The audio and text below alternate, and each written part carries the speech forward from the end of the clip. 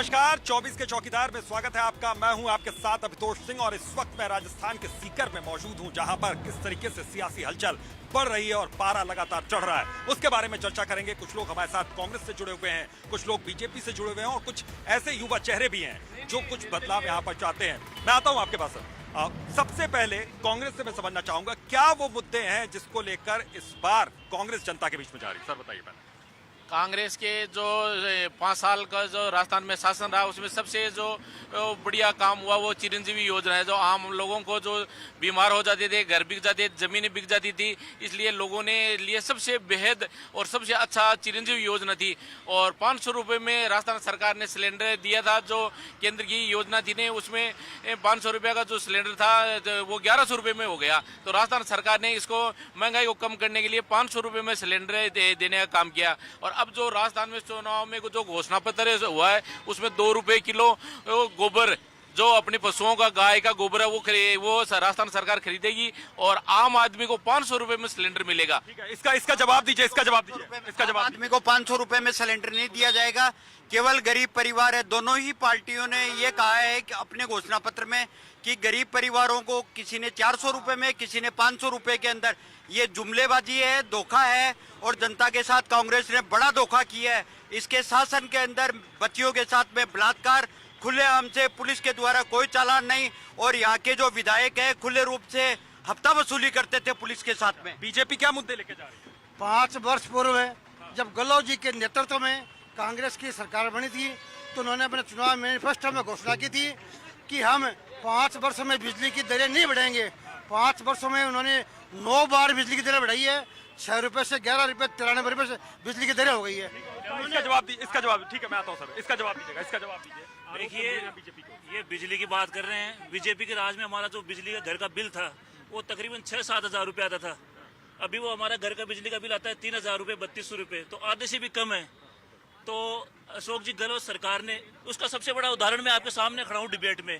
नहीं, मेरे को घर में 30 दिन काम करके भी घर खर्च पूरा नहीं होता था, जो अभी मैं 20 दिन भी काम करता हूँ तो बचता है उसमें। उन्होंने हर चीज़ में राहत दी है, सिलेंडर में दी है, अन्नपूर्णा में दी है, फूड में दी है, बिजली में है, सिलेंडर में है। और मेरी माता जी है, उनको 2 स्टंट डले हैं, वो उनको दोनों स्टंट फ्री में डलवाए हैं चिरंजीवी योजना में। अगर ये बीजेपी सरकार होती तो हो सकता है मेरे को घर बेचना पड़ता। इसका जवाब दीजिएगा, इसका जवाब दीजिएगा, आप दीजिएगा। ये दोनों पार्टियां ही इनका बट्टाधार है। यहाँ से जो मजबूत उम्मीदवार है वो निर्दलीय उम्मीदवार श्रीमान ताराचंद दाहिल है, जो इतना मजबूत है कि उनका एक बरगद के पेड़ के नीचे कोर्ट के सामने खड़े रहते हैं। 40 साल से वो लोगों की सेवा कर रहे हैं। ये मेरे जो सारे भाई बंधु खड़े हैं ये सब मानेंगे इस बात को। जो सुबह 8 बजे से लेकर रात को 11 बजे तक जो भी जैसे भी लोग उनसे मिलते हैं, उनका जैसा भी उनसे बनता है उनका सहयोग करते हैं, उनका काम करते हैं। इसलिए यहाँ से कैंची के निशान पे ताराचंद दाहिल जीतेगा, भारी मतों से आगे जाएगा। अब इनके बात बताइए, इनके दोनों जो उम्मीदवार हैं वो इतने बुजुर्ग हैं कि मतलब अपने घर में जैसे 70 साल से ऊपर या 75 साल से ऊपर बुजुर्ग होते हैं वो सम्मानीय होते हैं, और वो मतलब उनके मतलब उनकी परवरिश अच्छी तरीके से, मतलब उनका रख रखाव मतलब ढंग से करे भाई जो है, तो वो करना चाहिए। अब ये बताओ, उनसे चला नहीं जाता, उनको जबरदस्ती गाड़ियों में बिठा रहे हैं, मंदिर की सीढ़ी में नहीं चढ़ा जाता, तो बुजुर्गों घर पे बैठना चाहिए, युवाओं को मौका देना चाहिए। यहाँ से ताराचंद दाहिल को मजबूती से बुजुर्गों को बैठना चाहिए। हम ये कहना चाहते हैं कि अभी कांग्रेस के कार्यकर्ताओं ने ये कहा कि हमारे चिरंजीव के अंदर हमारे स्टैंड गिले हैं। हमारी पूर्व यशस्वी और बेदाग छवि की मुख्यमंत्री वसुंधरा जी ने एक भामाशाह योजना चालू की थी। 5 साल बाद के अंदर जब कांग्रेस की सरकार रिपीट हुई तो उस भामाशाह कार्ड को चेंज करके इन्होंने चिरंजीव कर दिया। इनको शर्म आनी चाहिए कि मजदूरों को जो योजना का बस नाम बदला, योजना का केवल नाम बदला। ठीक है, अभी 1 मिनट आ रहा हूँ मैं सर, आप बताइएगा। मैं इनसे ये पूछना चाहता हूँ कि ये करे योजना का नाम बदला, उस योजना में कुछ था ही नहीं, कुछ नहीं था, ये कुछ भी नहीं था। वो सिर्फ बगलाना का काम करे। 25 लाख रुपए का बीमा, 25 लाख रुपए का बीमा कोई सरकार हिंदुस्तान के अंदर पहली सरकार है जो अशोक गहलोत की सरकार है वो दे रही है। हर कैंसर पीड़ित हो, हार्ट अटैक का पीड़ित हो, कैसे भी बीमारी हो अपना इलाज करा सकता है। कोई दुर्घटना में अगर दुर्घटना घट जाती है 10 लाख रुपए उसके परिवार को पालन के लिए दिए जाते हैं। इससे बड़ी योजना और क्या हो सकती है? ठीक है, कुछ युवा इसका जवाब दें। मैं आ रहा हूँ सर, आ रहा हूँ। मैं कांग्रेस के वक्ताओं से जानना चाहूंगा क्या त्वचा रोग चिरंजीवी योजना में क्यों नहीं आता? क्या वो एक बीमारी नहीं है? डिलीवरी क्यों नहीं है? डिलीवरी क्यों नहीं है? आंखों का रोग क्यों नहीं है चिरंजीवी? क्योंकि ये उन बीमारियों को चिरंजीवी में गिनते ही नहीं। क्या जिन महिलाओं के साथ, क्या जिन राजस्थान की नौजवान लड़कियों के साथ जो बलात्कार हुआ, उनका इलाज आपके चिरंजीवी में क्यों नहीं आता? उनको आप न्याय दिलाते क्यों नहीं? आज से पहले आप करौली की घटना देखिए, आप झालावाड़ की घटना देखिए, आप बाड़मेर की घटना देखिए। जब इनके खुद के मंत्री श्रीमान राजेंद्र सिंह जी हुड्डा साहब महिलाओं के सुरक्षा के ऊपर सवाल उठाते हैं, तब इनके मुखिया जी, पार्टी के मुख्य वरिष्ठ कार्यकर्ता विधानसभा में मुखिया जी मंत्री जी के साथ और इनके मंत्रिमंडल के सदस्य धक्का मुक्की करते हैं, उनसे झगड़ा करते हैं, और दूसरे ही दिन राजेंद्र जी हुड्डा साहब को मंत्री पद से निरस्त कर दिया जाता है। ये कहाँ का न्याय है? सर जवाब दीजिएगा, इसका जवाब दीजिए। राजस्थान में काम खूब हुए हैं, 5 साल में काम की कोई कमी नहीं है। राजस्थान सरकार दोबारा रिपीट हो रही है, काम के बदौलत ही रिपीट हो रही है, और महंगाई को राजस्थान सरकार ने कम किया है। सीकर में 8 की 8 सीट कांग्रेस जीत रही है, कोई मुकाबला नहीं है। और केंद्र की मोदी सरकार है, वो झूठी से सरकार है जिसने सेना को भी खत्म कर दिया। 4 साल के सर्किलर सौंदर्यीकरण तो होना चाहिए, संभाग बड़ा तो सौंदर्यीकरण भी होना चाहिए। आप क्या भी आ रहे हैं, आप भी जवाब, ठीक है, इसका जवाब दीजिए, इसका जवाब। मैं ये कह रहा हूँ कि पूरे सीकर में जो सौंदर्यीकरण हुआ है, अंदर के अंदर नौलगढ़ रोड को आप देख लीजिए, राधा कृष्णपुरा को देख लिए, सारी सड़कें खोद के रख दी सीवरेज के नाम पर। अमृत योजना के 300 करोड़ रुपए इनको दिए, वो लगा रहे हैं, नाम अपना कर रहे हैं कि हम एक 30 साल का बच्चा नौलगढ़ रोड पर मर गया, उसको मुआवजा आज तक नहीं मिला, केवल आश्वासन मिला। मैं इनसे पूछना चाहता हूँ कि वो पढ़ने वाला बच्चा आज तक उसको मुआवजा क्यों नहीं मिला? ठीक है, चलिए इन जो ये मुद्दे हैं, जिसको लगा कि इस मुद्दे खोखले हैं, लेकिन इस मुद्दे को लेकर ही सवाल उठ रहे हैं। उसको 25 लाख रुपए देते हैं। ये दोनों पार्टियां जाति धर्म के नाम पे राजनीति करती हैं। यहाँ ताराचंद दाहिल ऐसा आदमी है जो 36 कौम को साथ लेके चलने वाला है। ये क्या करते हैं, ये बीजेपी वाले तो मुस्लिम को डराते हैं कि अगर तुम्हें कांग्रेस को वोट देना है तो कांग्रेस वाले देखते हैं हमें देंगे, जाएंगे भी कहाँ। तो इनका लोगों का क्या है, दोनों पार्टियां एक जैसी हैं, धर्म और जाति के नाम पे ये राजनीति करती हैं। यहाँ से जो ताराचंद दाहिल उम्मीदवार है, उनकी किसी भी बिरादरी से, किसी भी कौम से आप उठा के देख लो, कभी वो जाति की बात नहीं करते। उनके पास जब लोग जाते हैं तो ताराचंद जी ऐसा आदमी है कि वो वहाँ जाके लोगों के किसी भी बिरादरी का वो सबके काम करते हैं, और यहाँ से बहुत मजबूत और जीतने वाले। नहीं, मैं ये कहना चाहता हूँ, व्यवसाय बता दो मैं ये ताराचंद दाहिल का व्यवसाय क्या है?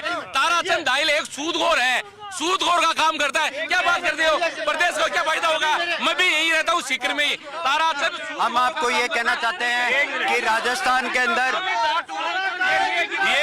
ये जो कह रहे हैं, ये जो हमला कर रहे हैं, निजी हमले, ये जो निजी हमले कर रहे हैं, ये बोखलाट में कर रहे हैं। इनको आज अखबार, ये इनको आज दिख रही है, हार दिख रही है। एक कांग्रेस पार्टी और बीजेपी दोनों को हार दिख रही है। ये कुछ युवाओं से बात करते हैं, आता हूं मैं, कुछ युवाओं से बात करते हैं। इधर देखिए, कैमरा देखिए। हम ये बता रहे हैं कि जीतेंगे ताराचंद जी, चाहे कितना ही जोर लगा लो। क्या वजह है? वजह है ये, वो इतनी साल से काम कर रहे हैं यहाँ पे, युवाओं को साथ में लेके चलते हैं, जातिवाद बात नहीं करते कोई भी। और इनके क्या है, ब्राह्मण इनको दो, बाणिया इनको दो, वो इनको दो, वो इनको दो, मुस्लिम उनको दो, पार्टी के बीच में। ठीक है, आप बताओ। सर मैं यह बताना चाहता हूँ, अब की बार राजस्थान में दोनों पार्टियों का कोई स्पष्ट बहुमत नहीं आएगा। दोनों पार्टियां 70 के आसपास रहेंगी। निर्दलीय और आरएलपी ये मिलकर सरकार बनाएंगी। सीकर में निर्दलीय उम्मीदवार है ताराचंद जी दाहिल, उनका शहर में जो जिला परिषद है ना, उनमें अच्छा काम है।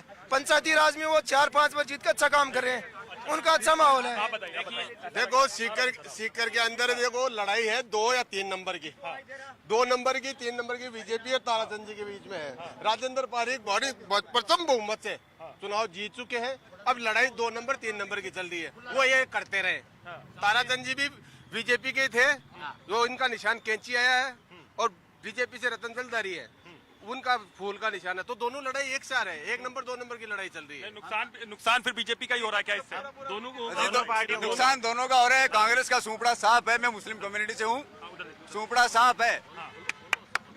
चोपड़ा साहब है, ताराचंद दाहिल 40,000 वोटों से जीतेंगे। जो सूदखोर बता रहे हैं ना वो लोग, उनको ही बताएंगे जब चुनाव जीत के आएंगे। 10,000 बता रहे हैं, तो 10,000 वोट बता रहे हैं। आप सर कुछ कहना, ठीक है, क्या आप सर कुछ कहना चाहते हैं? ठीक है, कुछ और मेहमानों को लोग जोड़ते रहते हैं। मैं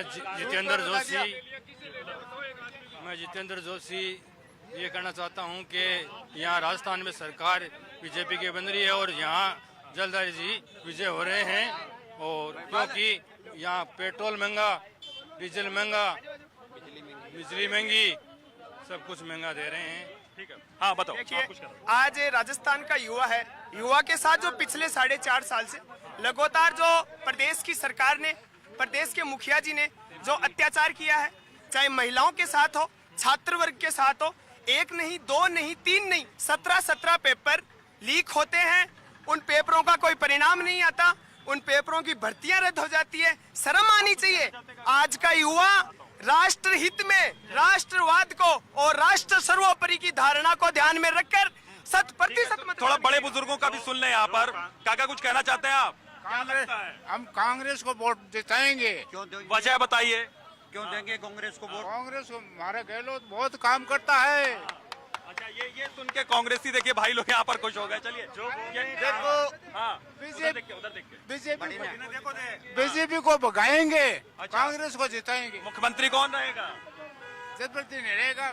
देखिए, मैं आपके चैनल के माध्यम से ये कहना चाहूँगा कि पिछले भाजपा सरकार के अंदर जो श्रमिक है, जिसकी मजदूर डायरी बनी हुई है, उसे जिनकी बच्ची 18 साल की हो जाती थी, उन्हें 55,000 रुपये दिए जाते थे। जब सरकार परिवर्तित हुई, 5 साल से किसी भी व्यक्ति को 55,000 रुपये नहीं दिए गए और हमारी सरकार दोबारा आएगी तो हम सरकार से मांग करेंगे। अच्छा, आपकी सरकार मान लीजिए दोबारा आएगी, मुख्यमंत्री चेहरा कौन रहेगा बताइए जरा। मुख्यमंत्री चेहरा हमारा सरकार का, हमारे जो शीर्ष नेतृत्व है वो बैठ के तय करेंगे और वो हमारा नेता होगा। और अभी जो हम फिर भी सबके दिमाग कुछ तो चल रहा होगा भाई। मैं 2-3 नाम बता देता हूँ जिसको लेकर चर्चा। वसुंधरा राजे सिंधिया, इसके अलावा दिया कुमारी, इसके अलावा बाबा बालकनाथ का भी जिक्र है। इनमें से कोई लग रहा है? देखिए, हम लोगों को उम्मीद यही है कि हमारा शीर्ष नेतृत्व लोकसभा चुनावों तक संभावित मुख्यमंत्री राजस्थान की वसुंधरा राजे सिंधिया को बनाएगी। आप बताइए सर, आप यही इसी सवाल का आप ही जवाब दीजिए। मैं इस सवाल का ये जवाब देता हूँ कि इनका आएगा कोई भी नेता हो। आपने बता रहे, पहली बात तो इनका ये है कि इन्होंने नेता ही नहीं चुना। ठीक है, ये सिर्फ मोदी के नाम पे वोट कर रहे हैं कि मोदी मोदी मोदी। मोदी का चुनाव नहीं है, ये राजस्थान का चुनाव है। पहली बात तो ये, एक तो नेता नहीं है इनके, मुख्यमंत्री का चेहरा ही नहीं है इनके पास। दूसरा, मेरे एक मित्र ने, बीजेपी वाले ने सवाल किया है, मैं उससे ये पूछना चाहता हूँ कि अग्निवीर योजना जो हिंदुस्तान पे थोपी है एक प्राइवेट सेक्टर के हिसाब से, उससे युवाओं का क्या भला करना चाह रहे हैं? ये वो मर जाता है, शहीद हो जाता है, उसको शहीद का कोई दर्जा नहीं मिलता है, ले जाके युवाओं को वहाँ पर 4 साल के लिए ढकल देते हैं। तो ये पूछना चाहता हूँ उनसे, उसका क्या रीजन है इनका है, क्या मतलब हुआ? ठीक है, चलिए एक चीज मैं ये समझना चाह रहा हूँ कि निर्दलीय की भूमिका कितनी ज्यादा अहम होने जा रही है पूरे राजस्थान के अगर बारे में हम बात करें। देखो, अपन यहाँ लोकल बात करते हैं, सीकर शहर विधानसभा यहाँ से 26 ग्राम पंचायत हैं जिनमें से ताराचंद दाहिल 1वे आएगा। इतनी भारी मतों से लीड लेके आएगा और यहाँ से मुस्लिम समाज और 36 कौम के लोग उनको इतना सपोर्ट करेंगे कि वो भारी मतों से जीत के विधानसभा जाएंगे। वो धरातल पे इतने मजबूत और लोगों से इतने जुड़े हुए हैं कि कहीं से भी आप लोगों से जाके पूछेंगे तो लोग यही कहेंगे इस बार ताराचंद दाहिल को जिता के और विधानसभा भेजेंगे, कैंची के निशान पे वोट देंगे। आप कुछ कहना चाह रहे हैं? आइए, बहुत लेट जुड़े, बताइए क्या कहना है। कांग्रेस, बीजेपी या निर्दलीय? आगे सामने आइए, सामने आइए। देखो, सीकर जिले में तो कांग्रेस एक तरफा जीत रही है। वजह क्या है? वजह ये है कि इनमें आपसी मतभेद है और जनता यहाँ के काम को वोट देगी। अच्छा, काम को वोट देगी। अच्छा, एक चीज मैं वही सवाल मैं चाह रहा हूँ, वही सवाल मैं चाह रहा हूँ, एक बार मैं ये चाह रहा हूँ, ये बताइए कि अगर कांग्रेस फिर से जीतती है तो अशोक गहलोत ही मुख्यमंत्री के तौर पर रहेंगे आपकी पहली पसंद, या फिर पसंद सचिन पायलट भी हो सकता है? अशोक गहलोत मुख्यमंत्री नहीं, वो पीएम के दावेदार हैं। वो पीएम का चेहरा है। वो ऐसी शख्सियत है कि उनको पीएम बनना चाहिए। उनकी जो काबिलियत है वो पीएम की काबिलियत है। सही है, सीएम तो बहुत छोटा पद उनके लिए, जिसकी करनी और करने के अंदर फर्क, उनकी काबिलियत पीएम वाली काबिलियत। आपको भी ऐसा ही लग रहा है क्या? नहीं, हमें ऐसा नहीं लग रहा है। जो भी है, मतलब हम तो सीकर की बात करते हैं क्योंकि हम तो निर्दलीय उम्मीदवार हैं। तो यहाँ जो इनका विकास है आप देख रहे हैं। एक बार मैं चाहता हूँ कि ये दिखाइए, ये कचरा दिखाइए अपन जहाँ खड़े हैं। हाँ, और फिर इनकी हालात देखने हो तो आप यहाँ से Fatehpur road, Nawalgarh road, Piprali road या इनकी जो बारिश होती है वहाँ उस टाइम देखिए कि 35-35, 40-40 साल से चुनाव लड़ रहे हैं। कभी ये जीत जाते, कभी वो जीत जाते। इनका एक ही काम है, लोगों को बेवकूफ बनाओ और जो पैसा आता है उसको हजम कर जाओ। चलिए इसका जवाब दीजिए। अगर विकास हुआ है सीकर में, अगर विकास हुआ है तो पारिक जी अगर कटरातल से बाजार में आते हैं तो पिपराल चौराहे देखिए क्यों आते हैं। नवलगढ़ रोड क्या रोड नहीं है? आज ये भी अच्छी बात है। और गड्ढे भी 6-6 फुट के हैं, उसमें नौजवान डूब के मर रहे हैं और जीवन का जी बता रहे हैं कि हमें क्या रोज बच्चे मरेंगे यहाँ पे। निर्दलीय उम्मीदवार ताराचंद जी दाहिल। हम आपको ये कहना चाहते हैं कि ये कांग्रेस से जो हमारी प्रतिद्वंदी पार्टी के लोग ये कह रहे हैं कि अशोक गहलोत मुख्यमंत्री बनना चाहिए, प्रधानमंत्री बनना चाहिए। अरे इनको शर्म आनी चाहिए कि इनकी सरकार का एक मंत्री विधानसभा के अंदर ये बोलता है कि महिला अत्याचारों के मामले के अंदर, बलात्कार के मामले के अंदर कि ये मर्दों का प्रदेश है, इससे डूब के मर जाना चाहिए। इस सरकार के दोबारा रिपीट की चांसेस आप कर रहे हैं। ये रानी लक्ष्मीबाई का प्रदेश है, ये उन महारानियों का प्रदेश है जिन्होंने अपने आन बान और शान के लिए जोहर किए। ये उन वीरांगनाओं का प्रदेश है। पूरे भारतवर्ष में सबसे अधिक स्वतंत्र सेनानियों, सबसे अधिक शहीद वीरांगनाओं का देश है। और इनके मंत्रिमंडल के सदस्य हैं, वो मंत्री जी कहते हैं कि ये विधानसभा में कि ये तो महापुरुष मर्दों का प्रदेश है। अरे तो मर्दों का प्रदेश है तो क्या तुम महिलाओं के साथ अत्याचार करोगे? क्या उनके साथ बलात्कार करोगे? उनके ऊपर अपराध करोगे? ये कौन सा बात है? ठीक है, कुछ और लोग जुड़े हुए हैं हमारे साथ इसमें। आप जरा आप बताइए सर, क्या लग रहा है आपको? जिस प्रकार से राजस्थान की सरकार ने कार्य किए हैं, शायद ही देश में कोई सरकार होगी जिसने गरीबों को गणेश मान के कार्य किया है। प्रत्येक गरीब आज चिरंजीवी योजना से अपना इलाज करवा सकता है। आपने देखा होगा किसानों के लिए जो पाले में फसल खराब हुई थी उनके लिए भी मुआवजा आया था, और जो विद्यार्थी है उनके लिए भी परीक्षा के अंदर जो शुल्क लगती है, एक बार शुल्क लगने के बाद में उनके लिए फ्री होता है। जो भी पेपर आउट में अगर जो अपराधी थे उन पर तुरंत कार्रवाई की गई, राजस्थान सरकार में की गई, जबकि पिछली बार भी कई बार पेपर आउट हुए थे, कभी भी कोई कार्रवाई नहीं हुई थी। और जो केंद्र की सरकार है वो अब गारंटी लेके आ रही है, मोदी की गारंटी, जबकि राजस्थान में जननायक गहलोत सरकार अपनी गारंटी दे रहे। पिछली बार भी 10 गारंटी दी थी जो धरातल पे आपने भी देखा होगा लागू हुई है। अब 7 गारंटियां दी है, जबकि भाजपा में मोदी की गारंटी यहाँ लागू होती है। मोदी 2014 में आए थे तो 2 करोड़ रोजगार की बात की थी, 15 लाख खातों में आने की बात की थी, कहाँ गए? और किसानों की आय दुगुनी करने की बात की थी, जबकि किसान आपके सामने 13 महीने तक वहाँ शहादत पड़े रहे, उनकी सुध तक नहीं ली। इसका जवाब कर्जा माफ नहीं हुआ।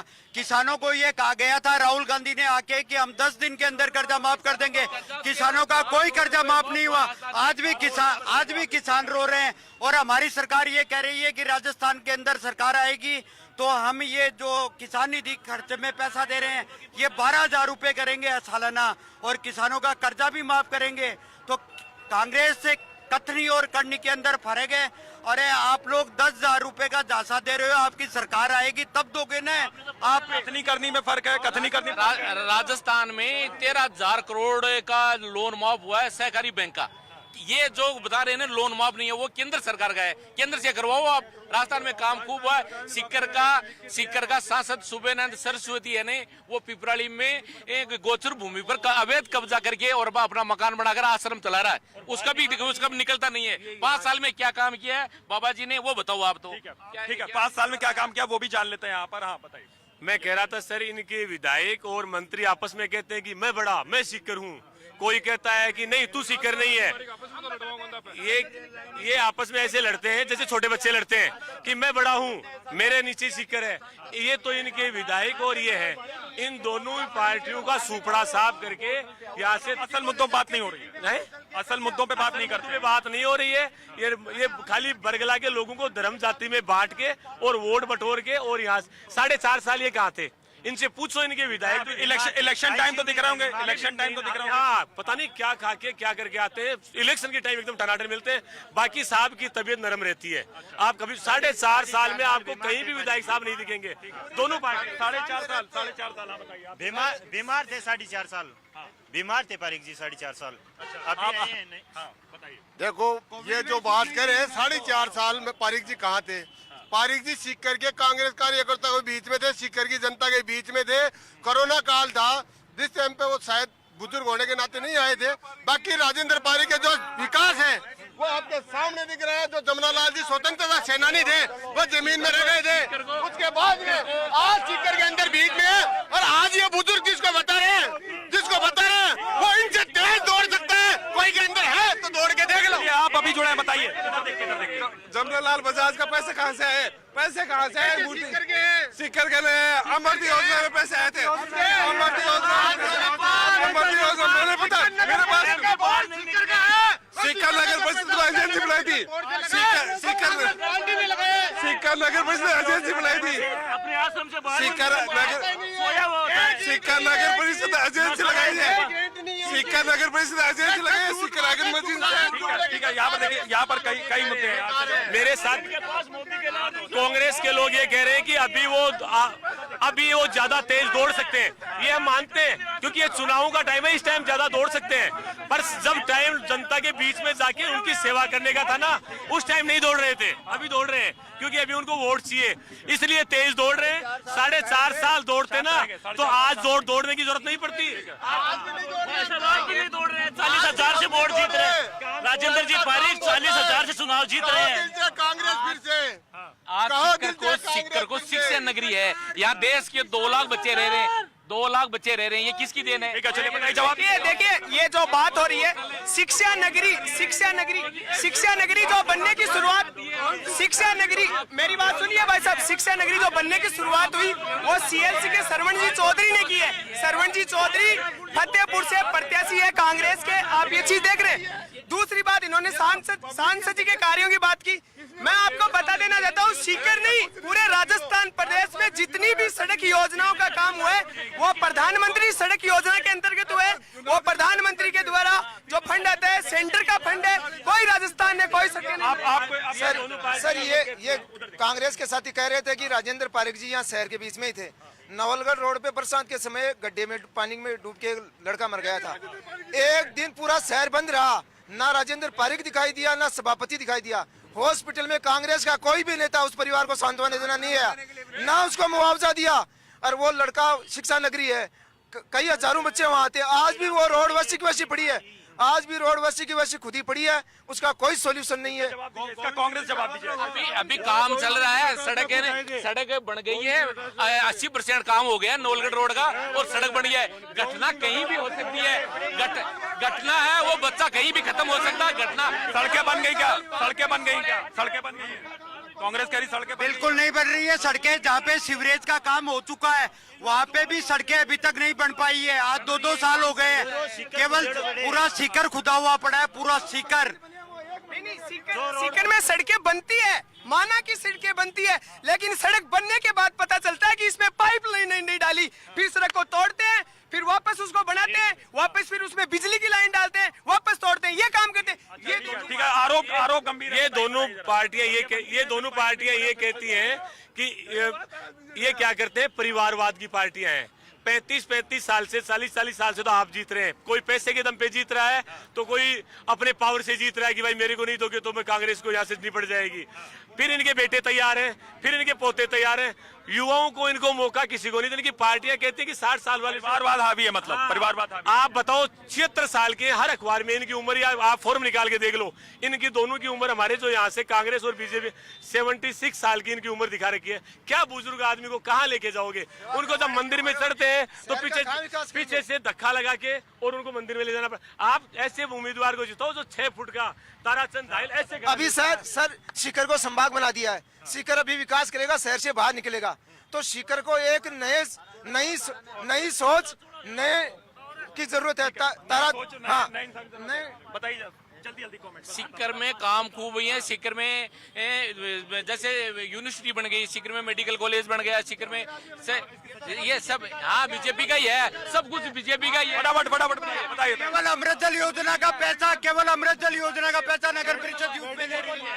यूनिवर्सिटी शेखावाटी विश्वविद्यालय का जो पैसा और जो कार्य झूठ, जो मेडिकल कॉलेज और विश्वविद्यालय वो सिर्फ बीजेपी के राज में बात ये है कि पत्थर लगे हुए हैं, उन पत्थरों पे जाके नाम देख लो, राजेंद्र बारिक जीवन खा, राजेंद्र बारिक जीवन खा, सिर्फ यही नाम मिलेंगे।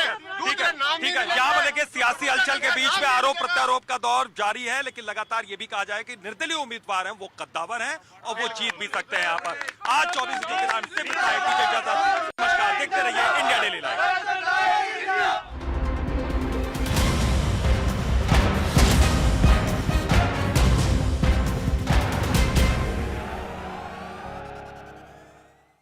अधिकांश लोगों की